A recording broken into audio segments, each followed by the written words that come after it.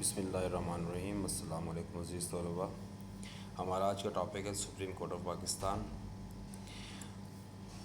1973 کے آئین کے مطابق ملک میں ایک اعلیٰ وفاقی عدالت قائم کی گئی جسے سپریم کورٹ آف پاکستان کا نام دیا گیا۔ اس عدالت کو ملک کی تمام باقی عدالتوں پر برتری حاصل ہے۔ اس کے ذیلی بینچ بڑے بڑے شہروں میں قائم ہیں۔ اب اس کی کمپوزیشن یا تشکیل کیسے ہوتی ہے؟ پاکستان کی جو سپریم کورٹ ہے وہ ایک چیف جسٹس اور کچھ ججوں پر مشتمل ہوتی ہے۔ آئین میں ججوں کی تعداد کا جو تعین ہے فکس نہیں کیا گیا۔ آئین کے اندر کوئی تعداد ججوں کی فکس نہیں ہے۔ ججوں کی تعداد کیسے فکس ہوتی ہے؟ ملک کے حالات کے مطابق اس کو پارلیمنٹ کیا کرتی ہے، مقرر کرتی ہے۔ جب تک پارلیمنٹ ایسا نہیں کرتی، یہ اختیار کس کے پاس رہتا ہے؟ آپ کے صدر کے پاس۔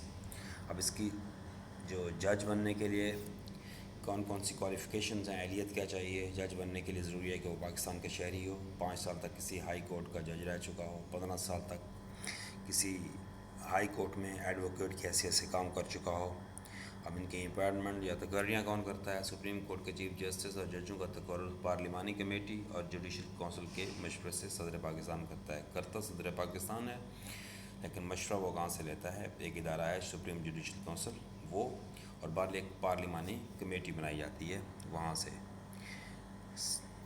اس کو اگر آپ نے جو ججز وغیرہ ہیں ان کو برطرف ٹرمینیٹ کرنا ہو تو ان کا طریقہ کار کون سا ہے؟ اگر کوئی جج آئین کی خلاف ورزی کرے، اپنے عہدے کا ناجائز فائدہ اٹھائے، بدعنوانی کا، کرپشن مطلب اس کا ارتکاب کرے یا ذہنی یا جسمانی لحاظ سے معذور ہو جائے، تو صدر پاکستان جو سپریم جوڈیشل کونسل ہے اس کے تحقیقات پر مذکورہ جج کو کیا کر سکتا ہے؟ اپنے عہدے سے برطرف کر سکتا ہے۔ اس کے بعد اس کا آتا ہے جی میعاد عہدہ۔ سپریم کورٹ کے جج 65 سال کی عمر تک اپنے عہدے پر فائز رہ سکتے ہیں، ان کے بعد ان کو ریٹائر کر دیا جاتا ہے۔ عہد کون لیتا ہے ان سے؟ حلف کون اٹھواتا ہے ان سے؟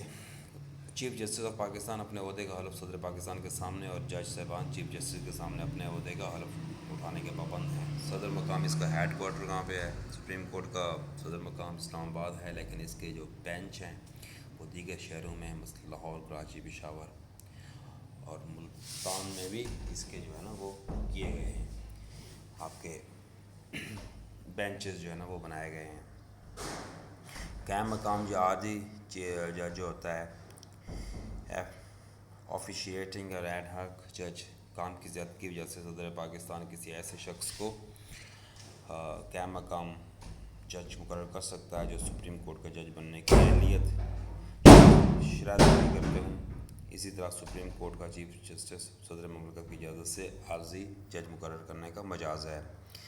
بینچ عام مقدمات کی سماعت سپریم کورٹ کا ایک جج کرتا ہے جسے سنگل بینچ کہا جاتا ہے۔ خصوصی اہمیت کے مقدمات کے لیے ایک سے زیادہ ججوں پر مشتمل بینچ قائم کیے جاتے ہیں، مثلاً ڈویژن بینچ اور فل بینچ وغیرہ۔ یہ بینچ کثرت رائے سے فیصلہ دیتے ہیں۔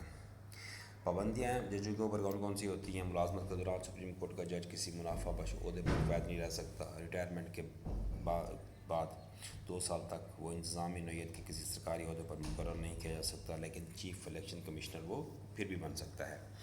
ریٹائرمنٹ کے 2 سال بعد تک وہ پاکستان کی کسی عدالت میں بطور وکیل پیش نہیں ہو سکتا۔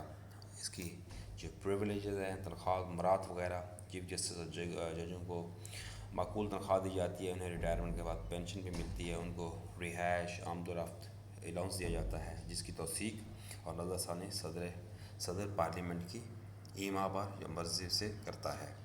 پاورز سب سے پہلے ہے کہ آپ ابتدائی دائرہ سماعت اگر مرکز یا صوبوں کے درمیان اور اسی طرح مختلف صوبائی حکومتوں کے درمیان کوئی جھگڑا یا اختلاف پیدا ہو جائے تو اس کی ابتدائی سماعت سپریم کورٹ کے اختیار میں ہے۔ اپیلوں کی سماعت سپریم کورٹ کو چاروں صوبائی ہائی کورٹس اور ان کی ذیلی عدالتوں کے کیے گئے جو فیصلے ہوتے ہیں ان کے خلاف اپیلیں سننے کا اختیار حاصل ہے۔ دیوانی نوعیت کے 50,000 بالیت کے مقدمات اور فوجداری مقدمات میں سزائے موت کے خلاف جو اپیلیں ہیں وہ سپریم کورٹ سننے کی اتھارٹی ہے۔ سپریم کورٹ کے پاس بنیادی حقوق کا تحفظ۔ سپریم کورٹ عوام کے بنیادی حقوق کی محافظ ہے۔ اگر آئین میں شامل بنیادی حقوق شہریوں کو فراہم نہ کیے جائیں تو شہری سپریم کورٹ سے رجوع کر سکتا ہے۔ سپریم کورٹ بنیادی حقوق کو بحال کرنے کے لیے احکامات جاری کرتی ہے۔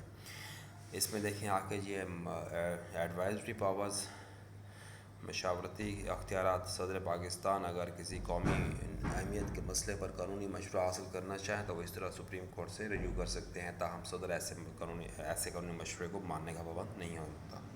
نظر ثانی کے اختیارات. سپریم کورٹ کو نظر ثانی کے اختیارات بھی حاصل ہیں، وہ اپنے ہی دیے ہوئے فیصلوں پر دوبارہ نظر ثانی کر سکتی ہے. اس طرح کسی بھی غلطی کا ازالہ کرنے کے لیے سپریم کورٹ کا ایک اور موقع مل جاتا ہے. یہ اختیارات کسی کی زندگی بچا سکتا ہے اور اس کو نقصان سے بھی محفوظ رکھ سکتا ہے. آئین کی تشریح. آئین میں اگر کسی قسم کی الجھن یا ابہام پیدا ہو جائے تو سپریم کورٹ کو اس کی تشریح کا پورا اختیار حاصل ہے. سپریم کورٹ جو بھی تشریح کرے گی وہ عدمی نوعیت کی ہوگی.